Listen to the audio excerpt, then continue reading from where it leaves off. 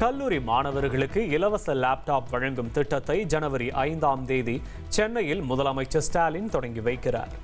AI தொழில்நுட்பத்துடன் கூடிய லேப்டாப்கள் 10 லட்சம் மாணவர்களுக்கு வழங்கப்பட உள்ளதாக தமிழ்நாடு அரசு தெரிவித்துள்ளது.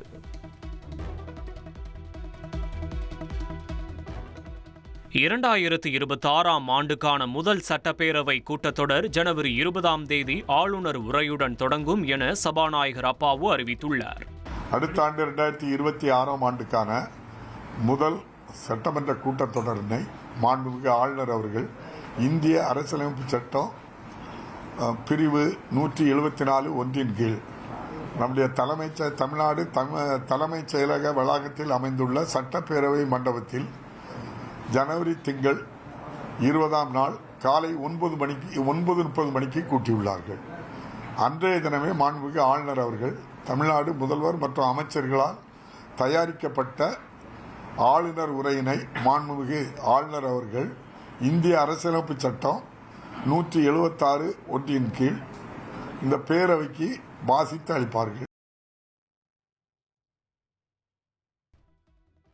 கேரளாவின் ஆழப்புழா, கோட்டயம் மாவட்டங்களில் பறவை காய்ச்சல் பரவல் எதிரொலி. பறவை காய்ச்சலுக்கான தடுப்பு மருந்து கையிருப்பில் உள்ளதால் பொதுமக்கள் பீதியடைய வேண்டாம் என தமிழக சுகாதாரத்துறை கேட்டுக்கொண்டுள்ளது. SIR படிவங்களை முறையாக சமர்ப்பிக்க 10 லட்சம் பேரின் வீடுகளுக்கு நேரடியாக நோட்டீஸ் வழங்கப்படும் என தேர்தல் ஆணையம் தெரிவித்துள்ளது. SIR பணிகளுக்கு பிறகு வெளியான வரைவு வாக்காளர் பட்டியலில் 10 லட்சம் வாக்காளர்கள் உரிய ஆவணங்களை சமர்ப்பிக்கவில்லை என தேர்தல் ஆணையம் கூறியது. இந்நிலையில் இறுதி வாக்காளர் பட்டியல் வெளியாவதற்கு முன் மீண்டும் 10 லட்சம் வாக்காளர்களை சேர்க்க உரிய ஆவணங்கள் வழங்க கோரி வீடுகளுக்கே சென்று நோட்டீஸ் வழங்கப்பட உள்ளது. வாக்குச்சாவடியின் நிலை அலுவலர் வீட்டிற்கு சென்று நிராகரிக்கப்பட்ட காரணங்கள் மீண்டும் இணைக்க வழங்க வேண்டிய ஆவணங்களையும் அதற்கான காலக்கெடுவை விளக்குவார் என தேர்தல் ஆணையம் கூறியுள்ளது. ஆவணங்கள் சமர்ப்பிக்க வேண்டிய அலுவலகம், விசாரணை நடைபெறும் நாள் ஆகியவை தெரிவிக்கப்படும் எனவும் உரிய ஆவணங்கள் இல்லாதவர்கள் இறுதி வாக்காளர் பட்டியலில் இடம்பெற மாட்டார்கள் எனவும் தேர்தல் ஆணையம் அறிவித்துள்ளது. திருவண்ணாமலை அண்ணாமலையார் கோவிலில் பணம் பெற்றுக்கொண்டு பக்தர்களை அழைத்து செல்லும் இடைத்தரகர்களை தடுப்பதில்லை என புகார் எழுந்துள்ளது. திருவண்ணாமலையில் தமிழ்நாடு மற்றும் ஆந்திரா, கர்நாடகா, கேரளா, தெலுங்கானா உள்ளிட்ட வெளிமாநில பக்தர்கள் பல மணி நேர காத்திருந்து சாமி தரிசனம் செய்து வருகின்றனர். 1000, 2000 என பணம் பெற்றுக்கொண்டு வெளிமாநில பக்தர்களை குறுக்கு வழியில் இடைத்தரகர் அழைத்து செல்லும் வீடியோ வெளியாகியுள்ளது.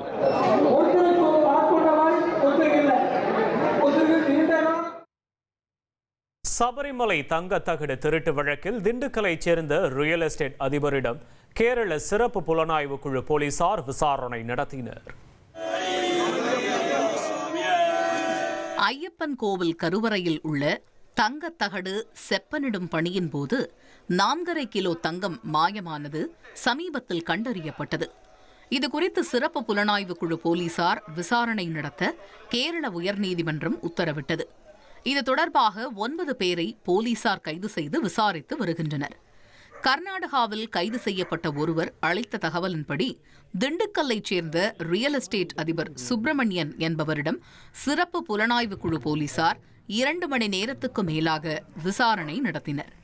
500 கிராம் தங்கம் இவரிடம் கொடுக்கப்பட்டதாக வந்த தகவல் குறித்து போலீசார் பல்வேறு கேள்விகளை எழுப்பி வாக்குமூலம் பெற்றதாக தகவல் வெளியாகி இருக்கிறது. கூடலூரில் இருந்து வயநாடு செல்லும் நெடுஞ்சாலையில் திடீரென நடந்து வந்த ஒற்றை காட்டு யானை அரசு பேருந்தின் முன் கண்ணாடியை உடைக்க முயன்றதால் உள்ளே இருந்த பயணிகள் பதற்றமடைந்தனர். அச்சுறுத்தும் வகையில் ஒற்றை யானை நடந்து வந்த வீடியோ தற்பொழுது வெளியாகியுள்ளது.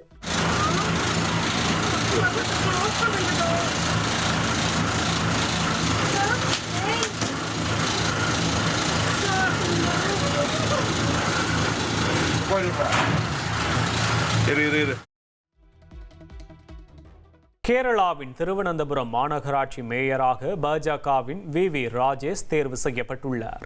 இதன் மூலம் 40 ஆண்டுகளுக்கு பிறகு கம்யூனிஸ்ட் கட்சியின் ஆதிக்கம் முடிவுக்கு வந்துள்ளது. திருவனந்தபுரம் மாநகராட்சியில் நடைபெற்ற உள்ளாட்சி தேர்தலில் பாஜக 50 வார்டுகளை வென்று முதன்மை கட்சியாக உயர்ந்தது. சுயேட்சை கவுன்சிலர் ராதாகிருஷ்ணன் ஆதரவு வழங்கியதால் பாஜகவுக்கு 51 வாக்குகள் கிடைத்து மேயர் பதவியை கைப்பற்றியது. இதனையடுத்து பாஜகவின் வி ராஜேஷ் மேயர் வேட்பாளராக முன்னிறுத்தப்பட்டு தேர்வு செய்யப்பட்டார். திருவனந்தபுரம் மாநகராட்சியில் கம்யூனிஸ்ட் கட்சி செலுத்தி வந்த ஆதிக்கத்தை பாஜக முறியடித்துள்ளது. கேரள அரசியலில் பெரும் கவனத்தை பெற்றுள்ளது. கோவை மாவட்டம் மன்னூரில் வடமாநில தொழிலாளியின் 5 வயது மகன் கடத்தி 2 லட்சம் ரூபாய் கேட்ட கும்பலால் பரபரப்பு ஏற்பட்டது. குழந்தையை பத்திரமாக மீட்ட அன்னூர் போலீசார் வடமாநில கும்பலை கைது செய்து விசாரணை நடத்தி வருகின்றனர்.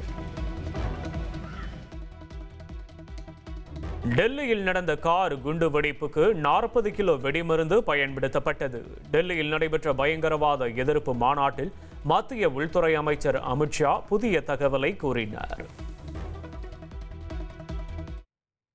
மைசூரில் ஹீலியம் பலூன் வெடிவிபத்தில் உயிரிழந்தோர் எண்ணிக்கை 2ஆக அதிகரித்த நிலையில் திடீர் திருப்பமாக சம்பவ இடத்தில் தேசிய புலனாய்வு அமைப்பினர் விசாரணை நடத்தினர். உத்தரப்பிரதேச மாநிலம் லக்னோவைச் சேர்ந்த சலீம் என்பவர் மைசூர் அரண்மனை அருகே பலூன் விற்பனை நடத்தி வந்தார். நேற்று எதிர்பாராத விதமாக ஹீலியம் கேஸ் சிலிண்டர் வெடித்த விபத்தில் சலீம் உடல் சிதறி சம்பவ இடத்திலேயே உயிரிழந்தார். அரண்மனையை சுற்றி பார்க்க வந்த சுற்றுலா பயணிகள் 4 பேர் காயமடைந்த நிலையில் மஞ்சுளா என்பவர் சிகிச்சை பலனின்றி உயிரிழந்தார். சாதாரண விபத்து என எதிர்பார்க்கப்பட்ட நிலையில் தேசிய புலனாய்வு அமைப்பு சம்பவ இடத்தில் திடீர் ஆய்வு நடத்தினர். சலீம் தொடர்பு குறித்து விசாரணை நடத்திய அதிகாரிகள் ஹீலியம் சிலிண்டர்களை சலீம் எங்கு வாங்கினார், வெடித்ததற்கு காரணம் என்ன என்ற தகவல்களையும் சேகரித்தனர். ஹைதராபாத்தில் சிலிண்டர் வெடித்து தீப்பற்றிய கார் பெட்ரோல் பங்கிற்குள் புகுந்ததால் பரபரப்பு ஏற்பட்டது. பங்க் ஊழியர்கள் விரைந்து தீயை அணைத்ததால் பெரும் அசம்பாவிதம் தவிர்க்கப்பட்டது. சபரிமலையில் மண்டல பூஜையொட்டி ஐயப்பனுக்கு தங்க அங்கி அணிவிக்கப்பட்டது. தலை சுமையாக சபரிமலைக்கு தங்க அங்கி கொண்டு வரப்பட்டது.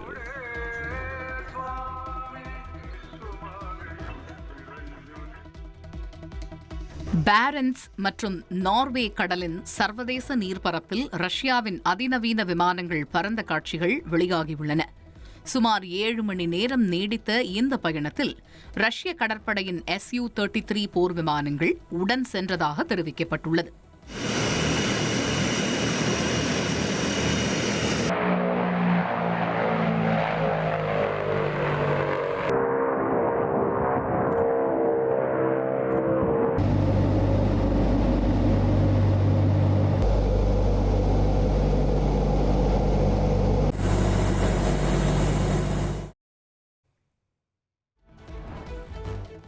ஆஷஸ் தொடரின் பாக்ஸிங் டே டெஸ்ட் போட்டியின் முதல் இன்னிங்ஸில் இங்கிலாந்து அணி 110 ரன்களுக்கு ஆல் அவுட் ஆனது. முதல் நாள் ஆட்ட நேர முடிவில் ஆஸ்திரேலிய அணி 46 ரன்கள் முன்னிலை பெற்றுள்ளது.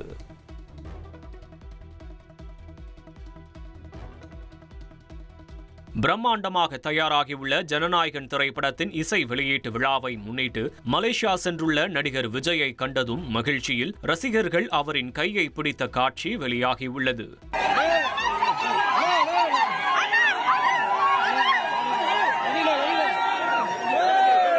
அதற்கு விஜய் புன்னகையுடன் கடந்து செல்வதை அவரது ரசிகர்கள் இணையத்தில் வைரலாக்கி வருகின்றனர்.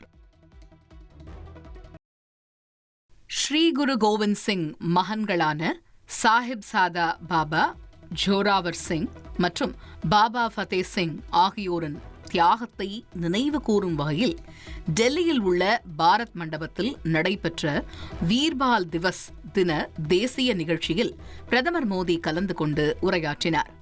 அப்போது இந்தியாவை ஒரு வளர்ந்த இந்தியா என்ற இலக்கை நோக்கி ஜென்சி மற்றும் ஜென் ஆல்பா தலைமுறையினர் அழைத்துச் செல்வார்கள் என்றும், இளம் வயதிலேயே மற்றவர்களுக்கு உத்வேகம் அளிக்கும் வகையில் ஜென்சி மற்றும் ஜென் ஆல்பா தலைமுறையினரால் பணியாற்ற முடியும் என பிரதமர் மோடி குறிப்பிட்டார். மேலும் பிரிட்டிஷ் தலைவர் மெக்காலேவால் இந்தியாவில் அடிமை மனப்பான்மை விதைகள் விதைக்கப்பட்டதாகவும், அந்த மனநிலையில் இருந்து தேசத்தை விடுவிக்க 10 ஆண்டுகள் ஆகியுள்ளதாகவும் பிரதமர் மோடி கூறினார். மேலும் பிரிட்டிஷ் தலைவர் இந்தியாவின் மொழி பன்முகத்தன்மையை அடக்க முயன்றதாகவும், ஆனால் சமீபத்தில் நாடாளுமன்றத்தின் குளிர்கால கூட்டத்தொடரில் வெவ்வேறு இந்திய மொழிகளில் 160க்கும் மேற்பட்ட உரைகள் ஆற்றப்பட்டதாகவும் மொழி பன்முகத்தன்மை இந்தியாவின் பலமாக மாறி வருவதாகவும் பிரதமர் மோடி பெருமிதம் தெரிவித்தார். திராவிட மாடல் ஆட்சி இருக்கும் வரை ஒற்றுமையாக வாழும் தமிழ்நாட்டு மக்களிடம் மதவெறியை தூண்ட முடியாது என்று முதலமைச்சர் ஸ்டாலின் தெரிவித்துள்ளார். எம்மதமும் சம்மதங்கிற தமிழ்நாட்டு மக்களுடைய இந்த ஒற்றுமை மத நலனுக்கு தான் மதவாத அரசியல் செய்து மக்களை பிளவுபடுத்த நினைக்கிற பாஜகவின் கண்களை உறுத்திக்கிட்டு இருக்கு. அவங்க எத்தனை அடிமைகளை சேர்த்துக்கிட்டு அண்டர்பல் அடிச்சாலும் சரி, ஒற்றுமையா வாழக்கூடிய தமிழ்நாட்டு மக்களிடம் மதவெறியை தூண்ட முடியாது. இந்த ஸ்டாலின் இருக்கிற வரைக்கும், எங்க திராவிட மாடல் அரசு இருக்கிற வரைக்கும் உங்களுடைய மதவெறி ஆட்டத்துக்கு இங்க இடம் கிடையாது. சட்டமன்ற தேர்தலில் அதிமுக சார்பில் போட்டியிடுவதற்கு விருப்ப மனு பெறுவதற்கான அவகாசத்தை நீட்டித்து கட்சி தலைமை உத்தரவிட்டுள்ளது. வரும் 28ஆம் தேதி முதல் 31ஆம் தேதி வரை தினமும் காலை 10 மணி முதல் மாலை 5 மணி வரை விருப்ப மனுக்களை பெறலாம் என்றும் அறிவிக்கப்பட்டுள்ளது. பாமகவிலிருந்து ஜி.கே. மணியை நீக்குவதாக அக்கட்சியின் தலைவர் அன்புமணி ராமதாஸ் அறிவித்துள்ளார். கட்சியின் நலனுக்கும் கட்சி தலைமைக்கும் எதிராக செயல்படுவதாக கூறி நடவடிக்கை எடுக்கப்பட்டுள்ளது. பாமகவிலிருந்து தன்னை நீக்க அன்புமணிக்கு அதிகாரம் இல்லை என்று ஜி.கே. மணி தெரிவித்துள்ளார். கட்சியில் ராமதாசுக்கே அதிகாரம் உள்ளதாகவும் அவர் கூறினார்.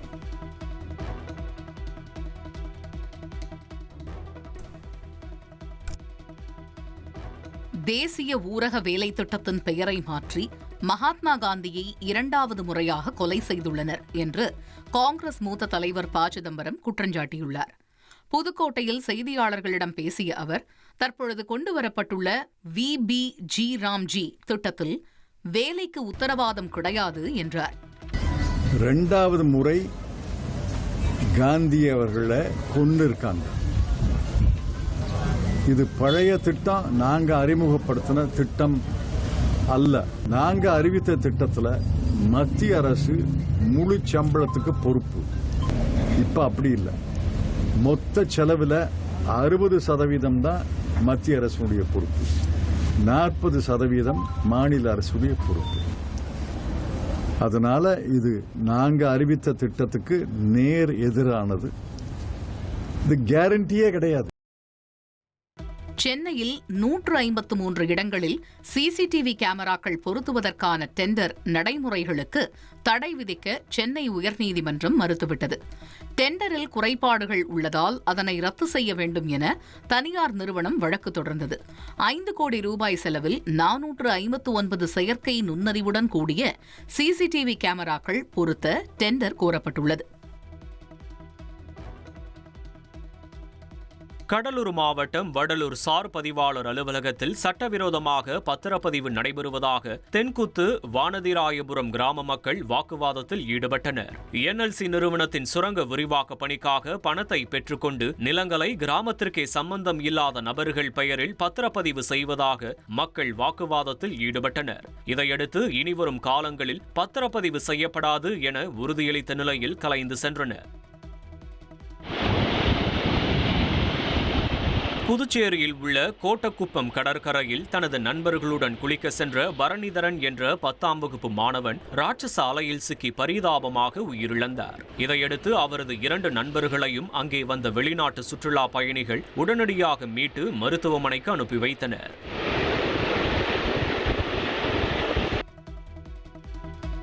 ஸ்ரீபெரும்புதூரில் பாஜக நிர்வாகியின் வீட்டில் புகுந்து கொலைவெறி தாக்குதல் நடத்தப்பட்ட சிசிடிவி காட்சி வெளியாகியுள்ளது. ஸ்ரீபெரும்புதூர் மக்களவை தொகுதி அமைப்பாளராக உள்ள செல்வமணி மணிமங்கலம் பகுதியில் வசித்து வருகிறார். அண்மையில் நடந்த கட்சி நிகழ்ச்சி ஒன்றில் பாஜகவில் மாநில இளைஞரணி செயலாளராக உள்ள அமர்நாத் என்பவர் செல்வமணி கட்சி பணத்தை கையாடல் செய்துவிட்டதாக கூறி தகராறில் ஈடுபட்டதாக கூறப்படுகிறது. இந்நிலையில் அமர்நாத்தின் ஓட்டுநர் பிரகாஷ் என்பவர் 6 பேர் கொண்ட கும்பலுடன் செல்வமணி வீட்டிற்குள் புகுந்து கொலைவெறி தாக்குதல் நடத்தினார். இந்த தாக்குதலிலிருந்து செல்வமணி தப்பித்து ஓடியதால் அவரது வீட்டை கும்பல் சூறையாடியது. நீலகிரி மாவட்டம் கோத்தகிரியில் அதிகரித்து வரும் உறைபனி காரணமாக கொய்மலர் விவசாயம் பாதிப்படைந்துள்ளது. கிறிஸ்துமஸ் மற்றும் புத்தாண்டிற்காக நடவு செய்யப்பட்ட கொய்மலர்கள் சுருங்கியும் மொட்டுகள் மலராமலும் உள்ளதால் விவசாயிகள் நஷ்டமடைந்துள்ளனர்.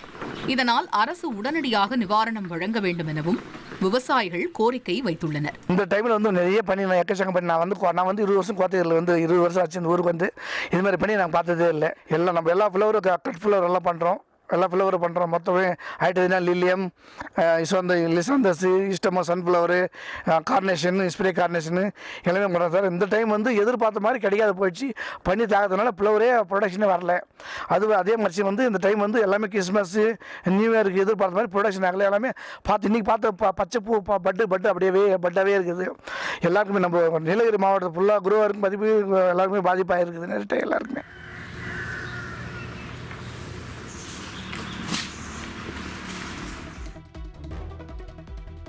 கோவை அருகே இருசக்கர வாகனம் மோதி தூய்மை பணியாளர் தூக்கி வீசப்பட்ட பதைக்கும் சிசிடிவி காட்சிகள் வெளியாகியுள்ளது. கண்ணம்பாளையம் பேரூராட்சியில் பணியாற்றி வரும் மல்லிகா என்பவர் வழக்கம் போல் சுத்தம் செய்யும் பணியை செய்து கொண்டிருந்தபோது இருசக்கர வாகனத்தில் அதிவேகமாக வந்த நபர் கண்ணிமைக்கும் நேரத்தில் மோதினார். இதில் மல்லிகா தூக்கி வீசப்பட்டார்.